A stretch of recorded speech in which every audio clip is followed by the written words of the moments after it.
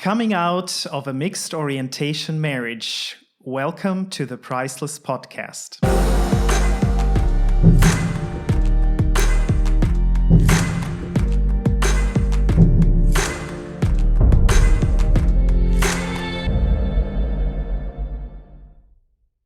How are you, Carol, dealing with anger? That was like something really interesting what you just said. I'm in an incredibly affirming United Reformed Church in Edinburgh, which has a bespoke LGBT ministry. The head pastor is female and straight, but totally affirming. The associate pastor is trans.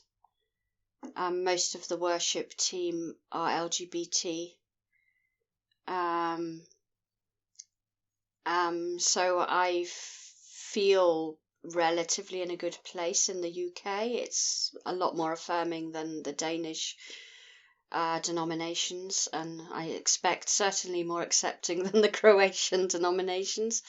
So I have anger with the Church of England because of the way they treated me. I do echo some of what Arno said about the way the Church of England treated my family. My ex-husband,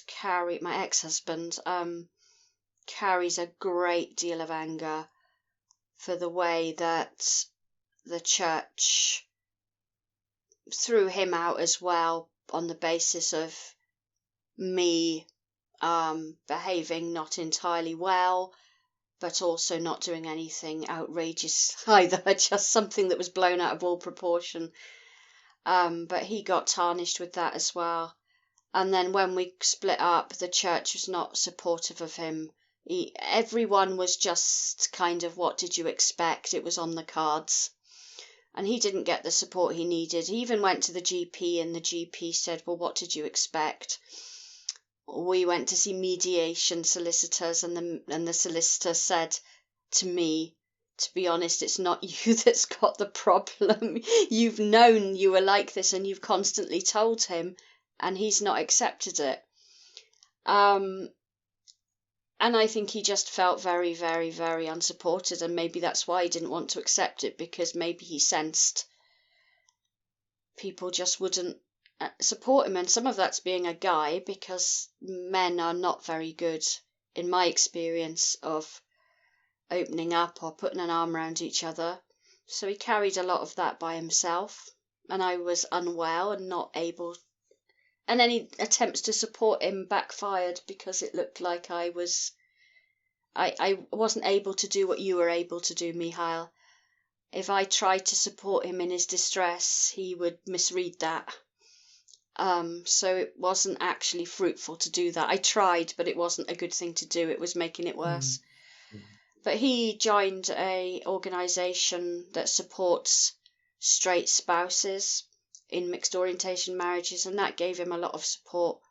But I sensed a great deal of anger within that group when I saw some of the Facebook posts, and he would stand up for me, and they would all be like, why are you standing up for her? And he tried to be an ally to me, because he joined a church that was quite conservative, and he tried to get them to engage with LGBT, but they weren't hearing it. And I think he's definitely suffered more than I have in the last, this was, 2012 onwards. He has suffered a great deal more than me, but his has been intense over the last 8 or 9 years, whereas I feel I had, 45 years of constantly feeling not right within myself. But he gets mad, and I understand why he gets mad. Every time a celebrity comes out, everyone's like, aren't they brave? But what about that straight partner? And I know Philip Schofield said a lot of stuff for that. There's a TV celebrity who famously came out a few years ago. He said he felt, his wife was the one that needed a lot of support, not him. But all you hear is, oh, you're so brave. But, I don't think I was particularly brave. I just think I did something I had to do. or I would have taken my own life and left 3 kids without a mother. I don't think I was brave. I just thought I didn't have a choice. So I do get why that makes him feel angry. And I don't think he was at all well supported. Yeah. I think there is something where, we know where we are going. We have a plan, we have a place that we see in front of us when we actually make the decision of coming out of a mixed orientation marriage. Yeah. But actually, when you look at the people that remain, our ex-spouses, they're at the beginning. They have to figure it out. We already worked through some things, and it was a process for us to come out, but they couldn't have the same process because that's not what they really wanted, or they had a need to think about at that point. It was maybe a fear that it will happen, but they didn't have anything really happening within them or around them that they should have thought about it. They didn't have the need. Yeah, that's absolutely it. And that's what my husband kept saying. He said, it's all right for you. You've got light at the end of the tunnel. You've got something to look forward to. You've got a whole new life. And he said, I've got nothing to live for. And it broke me, and I felt so awful. And no amount of me saying, don't be ridiculous. You're a lovely guy, you're solvent. You're not bad looking, you're solvent. There'll be plenty of women who'll be interested in you. It didn't matter what I said. He hadn't thought it through. And who wants to think about a relationship ending that they don't want to end? You don't sit there and think about it. You just put it to the back of your mind and hope it's not going to happen.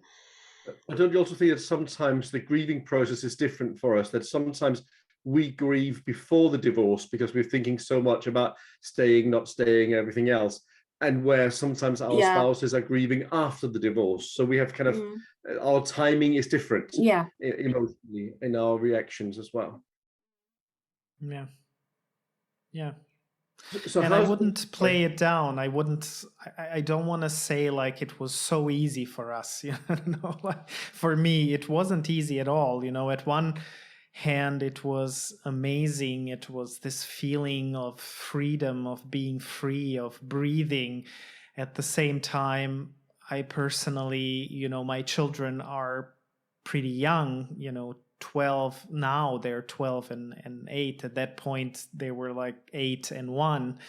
So it was really hard for me to go through this whole process and also take care of them, because I was very much scared, will they hate me one day for my decision? Will they want to be my children? They are my children, but will they want to be associated with me? And when I have a partner, or I pretty soon had a partner after I left, and how will they handle this whole idea? There are so many challenges that were in front of me and that are still here with having had that experience of being married. It's not easy. I think that there are still challenges that I'm facing because of that. So how has it been for the two of you to no longer being a mixed orientation marriage, but actually being now in the orientation marriage, you can say like that of your choice, that it is how it is now? How's the difference for you?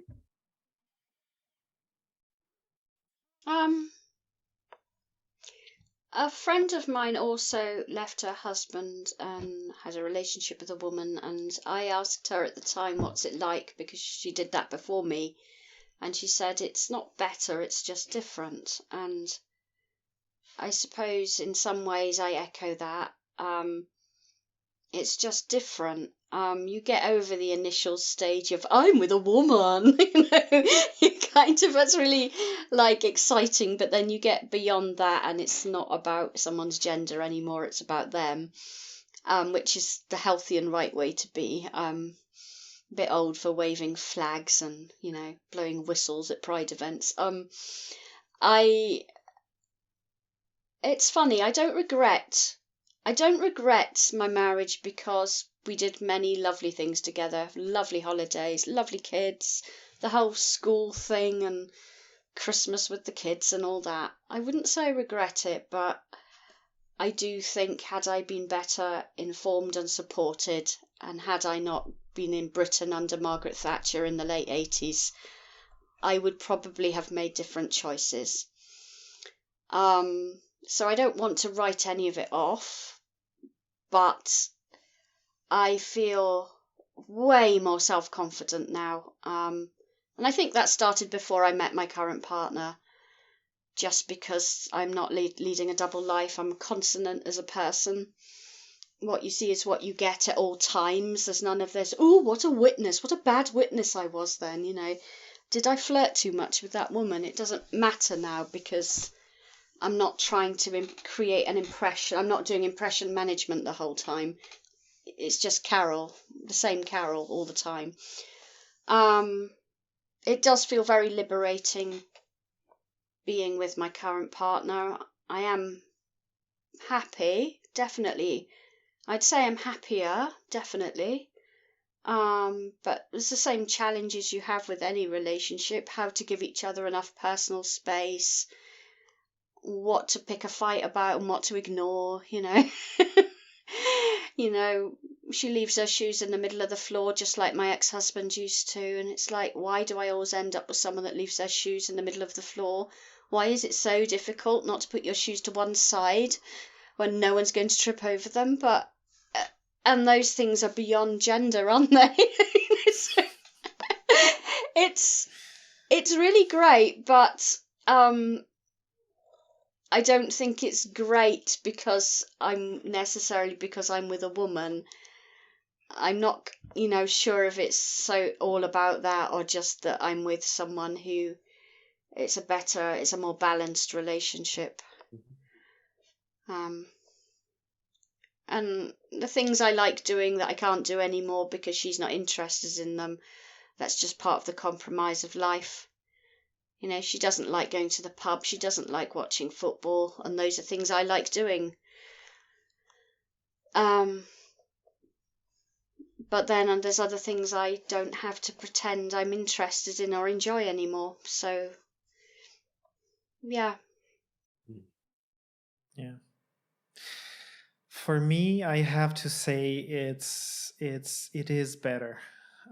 It is better in a way where I am in a place where I'm more honest, and it's actually a huge difference when you are really attracted to your partner. In my case.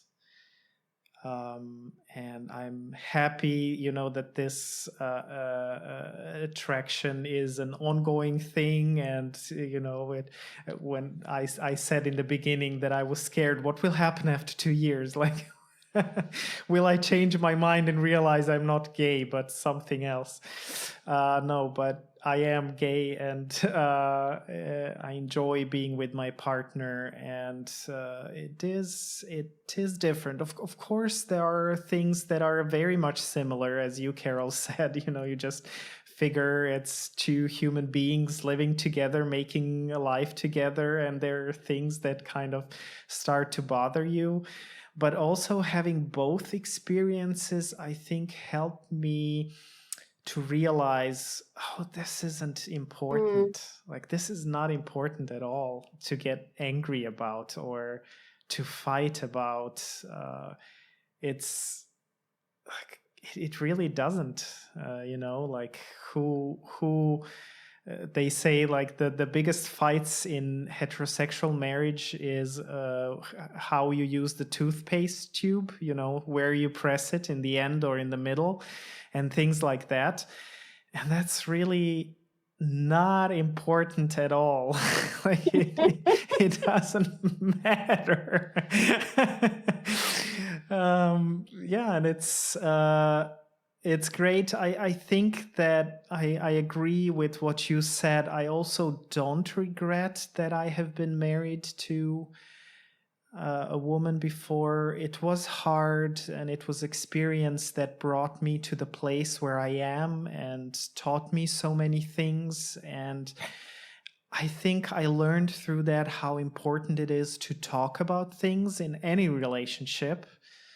And it makes things easier, and it helps to talk about things. It's really important to share, to be able to share about your partner, and even when you get into a fight, to really talk about it and stay in the conflict. I mean, even if you can't resolve it right now, but not to run away from conflict, but find this way to really talk it out and work on the relationship. Relationships are work. And I think that there is a huge misconception of what you're saying, that you're not sharing all the experience or all the same interests with your partner. But that's a very modern thing, actually, where, you know, people expect, like, I'm going to have this partner and he's going to like, you know, the same things that I do and enjoy the same movies and the same music. And it's actually, you know, stupid, because we're expecting too much from each other so many times, from our partners, which is ridiculous. And people, not one person can meet all the needs that I have, and shouldn't, you know. So all in all, I think that we're doing a great job, and I'm very much enjoying being with my partner. And I'm so happy about where we are. And it was also not easy. I mean, you know, it was starting to build a new relationship from the beginning, and, you know, meeting this person, getting to know a different person. And it's great because he's very different than I am, although we share some things. You know, we like to talk about things, and, you know, just, we say, play philosophers, you know, and just, you know, does it make a change at the end? No, but we just like to talk about a topic till it doesn't make sense anymore. Yeah. And that's something I very much enjoy. I think the thing I've really picked, I mean, there's things that are amazing that I wouldn't disclose on camera, which are a vast, in many ways, improvement. But you know, those are private things. But I think for me, when I was married, I didn't want to hold my husband's hand in the street, because I didn't want people to think I was heterosexual. And now it means so much to me that I can walk down the street holding my partner's hand. I love it. It's a big deal to me.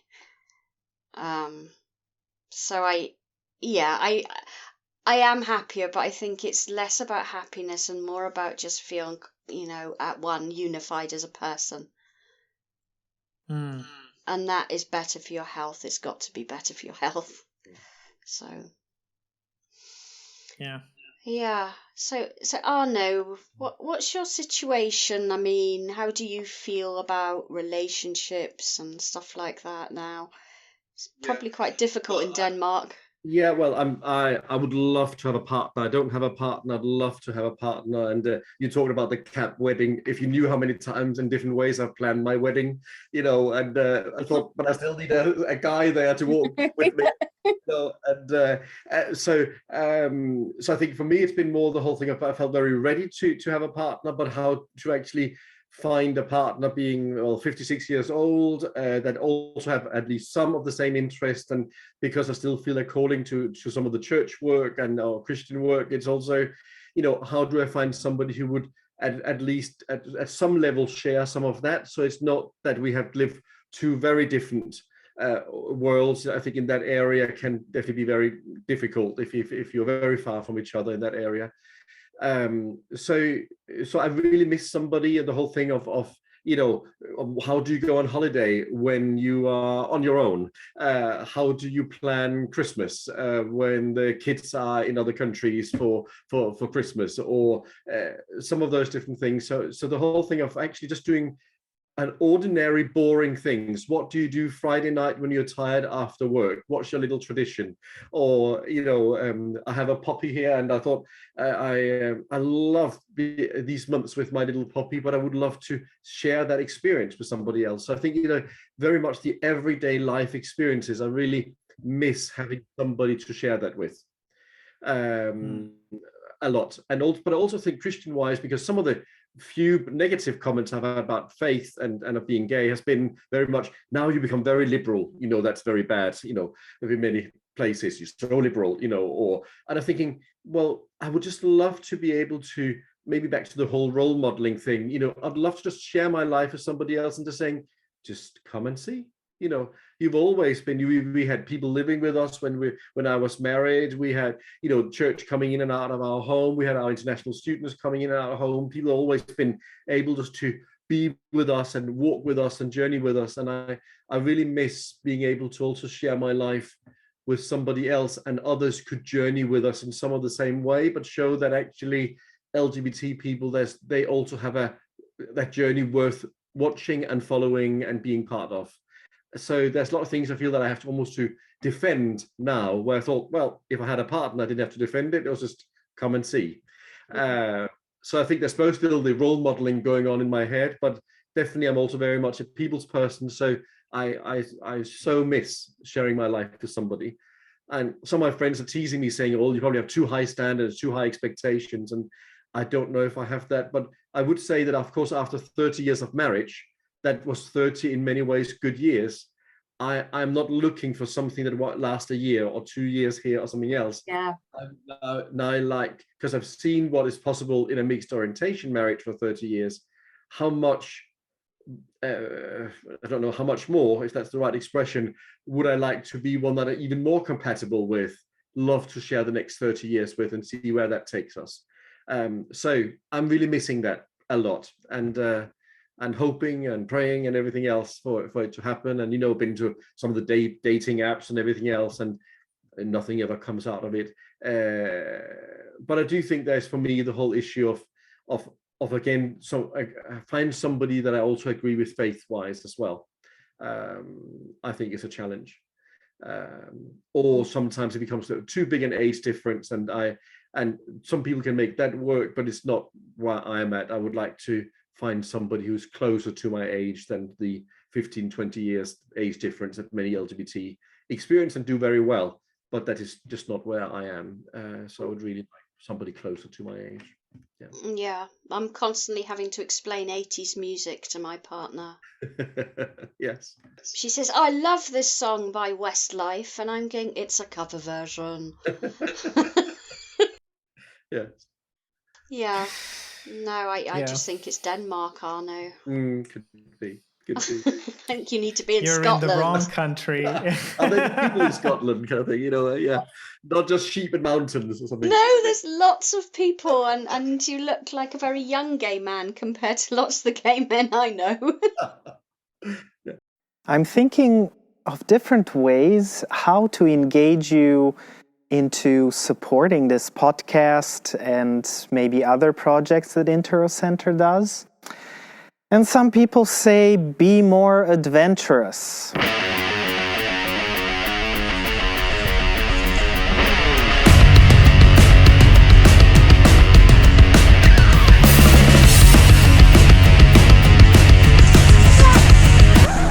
I don't think this is such a good idea. So if you want to support this podcast, click the link in the podcast description. You can support us through a direct bank wire, or you can use Patreon and support us on a monthly basis. Well, the funny thing is, actually, health-wise, I do feel younger today than I did 10 years ago. Hey. Because my body is not breaking down in the same way, it's healing. My psychology and my understanding of age, I don't feel that life is soon over because something else is happening that's bad around the corner. So it's been very a unique experience for me to feel that actually I do feel younger today than I did 10 years ago. And I think, oh, that is definitely saying something as well about what the whole healing process in both psychologically and physically and everything else that's been going on in my life over these years. So I'm very grateful for that. Mm. So I don't know, is there anything important for you that you would say from your experience that you would like to share, that we didn't talk about until now? I think that times have changed a great deal, though that is very country specific. But I think it's immensely damaging to encourage someone to marry who is not 100% sure of their sexuality and their compatibility. Because whilst I don't really see that I had much of a choice if I wanted children at the time I got married, there wasn't the option of same-sex adoption or anything like that. I do think I have caused my husband, my ex-husband, and my children a certain degree of trauma that could have been avoided with, and I feel that the church leaders, not any specific denomination, because this is multiple denominations in my case, have not behaved responsibly. They're very quick to read up on some issues, yet remain willfully ignorant of others, particularly around LGBT, particularly around bisexuality. Oh, that's too difficult, not going to think about that. And, you know, we were, like you said, Mihael, we were naive getting married. Neither of us had had sex before marriage. We didn't get any special advice from anyone. Everyone was just like, oh, God will be there for you. You're right together. You know, you're both short and blonde. You're a match made in heaven. You know, it was almost that trite, you know. So really to consider proceed with extreme caution if you're not 100% heterosexual and you get married to an opposite sex partner. And if you're a church leader, please, please, please don't encourage people to get married just because it looks good. I think a lot of unnecessary pain and trauma could have been avoided. At the same time, I don't believe in regretting things you've done in your life, but at the same time, I also think in terms of role modeling, it's not the best role modeling, and I want my children not to feel they have to stick in a situation that isn't good for them, that's making them unhappy. I'd want them to feel that you do have the agency and the power to get out of those situations.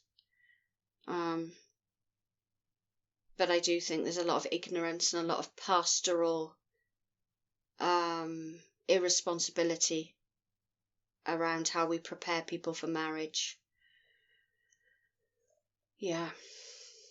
I think a comment on that is that I think now I mainly know it from as a gay man, but I've heard many stories again where the church has encouraged you as a gay man to marry, and it means that first two things I'm thinking that is that one thing is suddenly the wife has to rescue you, the wife has to rescue you from this gay virus.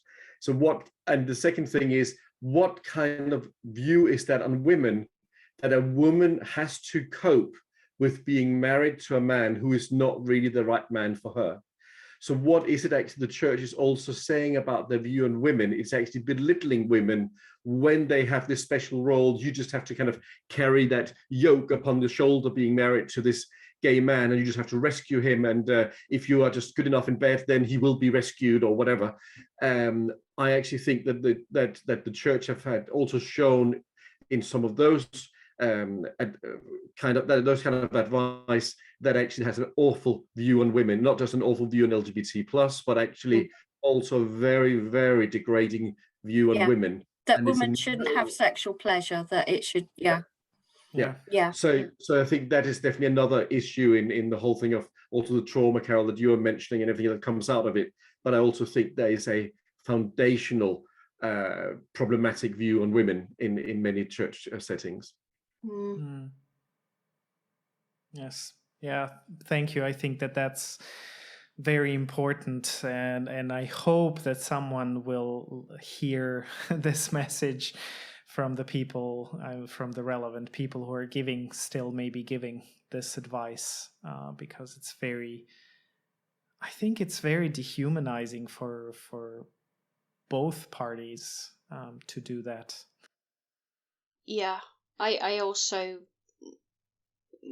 do not agree anymore with that whole idea of keeping yourself sexually chaste before you get married. I think that's foolish. I no longer see it as biblical.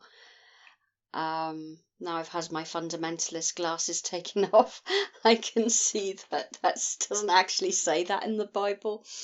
I think that was very, very damaging for both my ex-husband and myself. You know, I had no idea. Was totally unprepared. And I've told all my children, as long as you're not giving yourself away cheaply and freely, as long as you're with someone you care about, you know, by all means. And I would rather say that and be in the same house as them when that's happening than them getting the message it's dirty and unacceptable, and either making mistakes I made, or, you know, going off and having sex in a car park or something, because we weren't, I think, promoting a healthy view of sex as a vital and foundational part of a relationship. And yeah, echoing what you said, Arno, I think once I moved into a relationship with a woman, having been married for 24 years, I was not remotely interested in seeing how it went for 6 weeks. You know, we more or less had an interview when we met for the first time about everything. You know, do we agree with sex before marriage? Do we agree with this? Do we agree with that? Because I did not want, having gone through all that, there was no way I was going to set the bar too low and see someone that, you know, had a load of values that I didn't agree with. And that's another thing, if you're coming out of a mixed orientation marriage, you've been through so much trauma.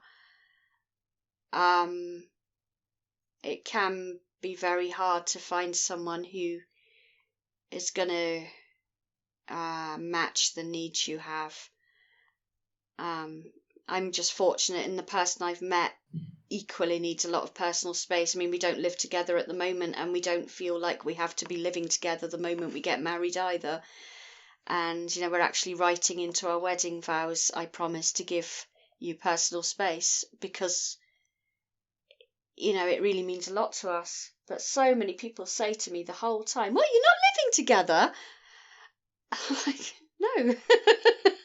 We're in the same city, we're in the same country, that's a start. But you can't underestimate how traumatic it is. Yeah. I gave an interview the other day to some Scottish MPs who are doing a conversion therapy talk thing in the Scottish Parliament today, and I was interviewed for that. And I was just brought loads of stuff flooding back.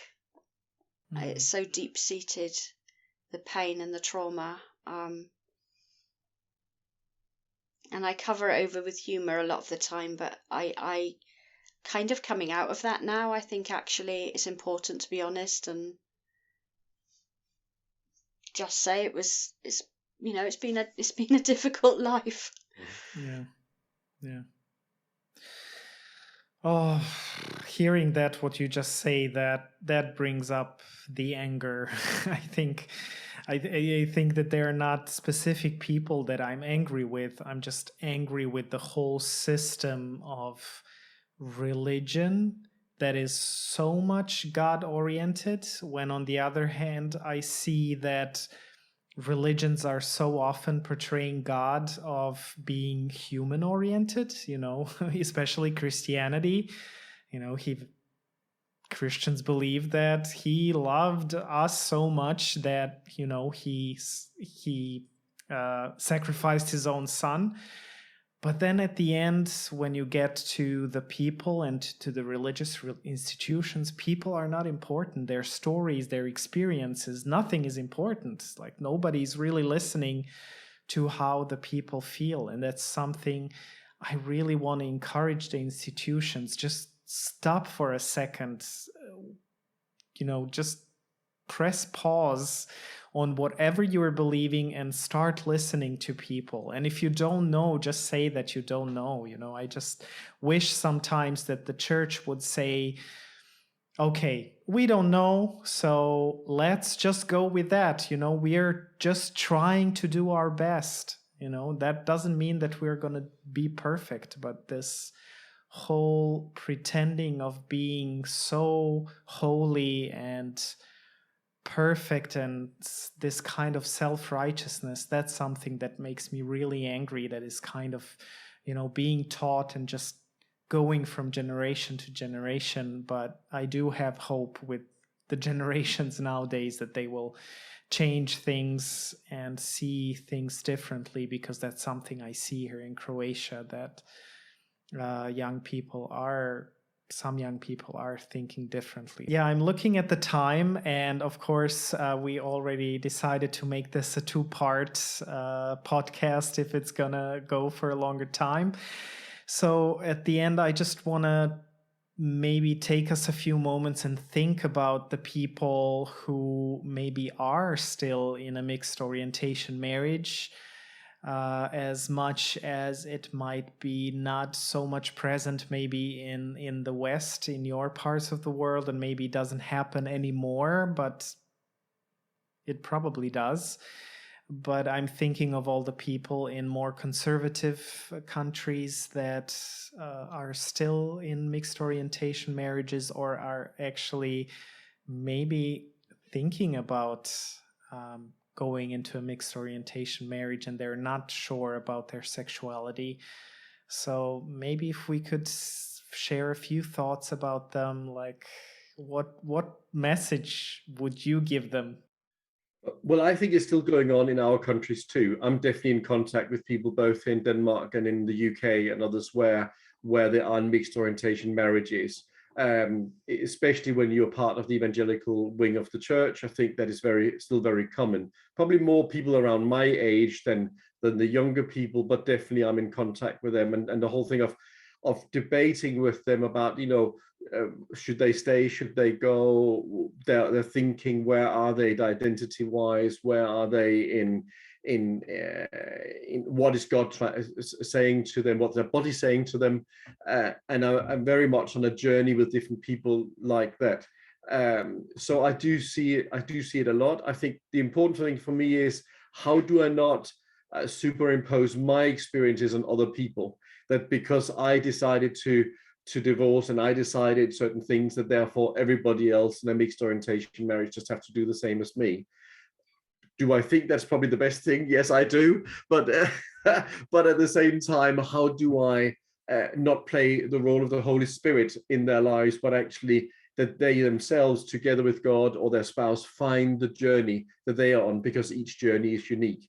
So I think for me, it's more to do with how do I with integrity speak to people where I think, get out of that marriage sooner rather than later. This is only going to get more difficult for you, but not really able to say that, but for having to find ways to respect their journey and where they're at the same time try to ask some of the tough questions at different times. So that's very much where my dilemma is at the moment. But I definitely see a lot of people who are in mixed orientation marriages.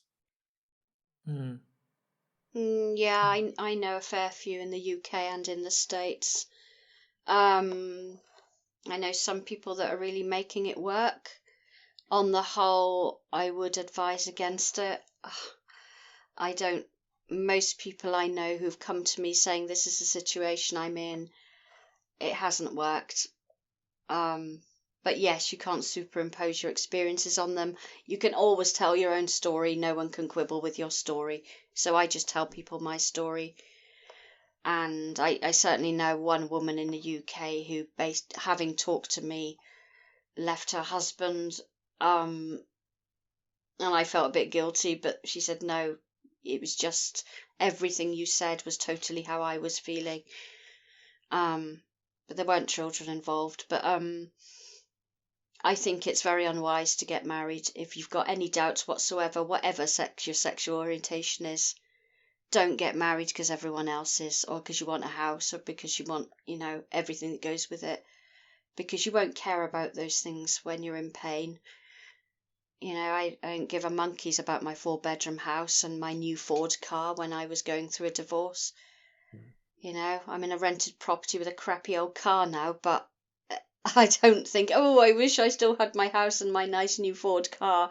I just think I'm so glad that I'm further down the line than I was before. My brother was right. Do it and you'll be better sooner. But I would strongly, strongly, strongly recommend against getting married if you have a shred of doubt, whatever your gender or sexual orientation, because it just tears you in pieces when it doesn't work. And I don't think that's necessarily to do with orientation. It's just people don't get married a lot of the time for the right reasons. And I fell into that category. Yeah. I mean, I could blame Margaret Thatcher and I could blame the 1980s, but at the end of the day, I was still an adult. Yeah. It was my decision. Yeah, I agree. Yeah, there is not much that I can add, but I would maybe just repeat what you, Carol, said. Like, I don't believe that having a sexual relationship before marriage is sin. I don't think that it's a problem anymore. And I sometimes think about, what I probably would have figured out that I was really gay at that point before marriage. And yeah, that's the advice that I would add to what you said. If you're not sure, just try being with a person, that you feel attracted to. If you have huge problems with having sex before marriage, it's fine. You don't have to have sex. For me, I actually figured out, I just kissed a man. When I kissed a man for the first time, I realized, oh, that's what it's like. That's what it means when people say that your knees are shaking and your heart is pumping and going crazy and you have butterflies in your stomach. So that was the experience I actually never had and didn't know what it actually meant, because I didn't let myself to have this experience. I didn't allow myself to have this experience. So maybe, just a small thing, or just going out, just, taking someone's hand, it can tell you a lot about how you feel if you're not sure about your sexuality. So I think you talked about anger, and I suppose I do have anger. The anger I have is that my adolescence was taken away from me. I didn't experiment, I didn't explore because it was taboo, because you couldn't talk about it. And then I made a lot of stupid mistakes later in life that I would have avoided. But mainly just feeling that I lost 6 or 7 vital years of my life, a rite of passage of exploring my sexuality. I lost that. Yeah. And I do feel upset about that. I wouldn't want to deprive my own children of that. Well, thank you so much for taking your time. It was a pleasure talking to you. I want to apologize to you and to the viewers for the heart that is behind me. At the beginning, I didn't realize until Arno didn't point it out. It's actually just the way the camera is making it out to be, because it's just too... In my back, it's just pink, there is no white circle. It's not shaped like a heart. You look like you've butterfly wings on. Yes. Oh, Angel yeah. wings, Carol. Angel wings. Of course. Sorry. Yes, yes, that's how it is. Yeah, I'm a fairy. I didn't like to say. I can say that. Own it.